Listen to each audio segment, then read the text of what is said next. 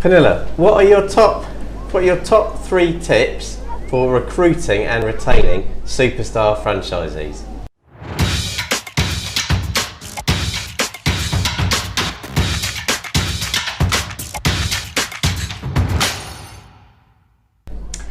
Okay, the first one would be to find like-minded people. Work with the people who agree and embrace your philosophy, your ethos, your approach. The customer-centric element to us is really important. Yep. Secondly, make sure that they feel, you nurture them and make sure they feel part of your family or your network. We want to make sure that they feel part of us, and I think that's really strong.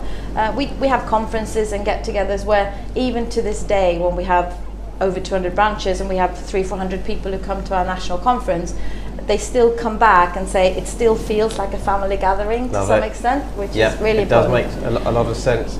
Thirdly, I think you need to have a good framework of support so that you can support the ones who might be struggling a bit, but also the ones who are the high achievers, making sure that they feel special. So having some of those superstars championing certain things within the business sphere. So that could be technology, marketing, training, and making sure that they're heard.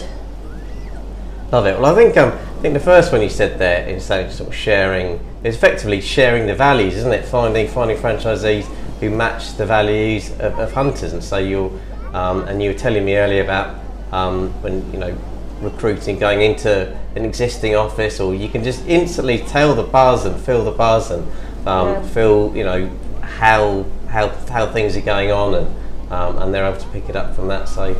Brilliant. Yeah, absolutely. Franchising isn't for everyone, but you've got to come into it knowing that you're buying into a franchise. Yeah. And unless you do that, and unless you believe in what that franchisor has to offer, it's just not going to work. Fantastic. Okay, thank you very much. Really powerful stuff there.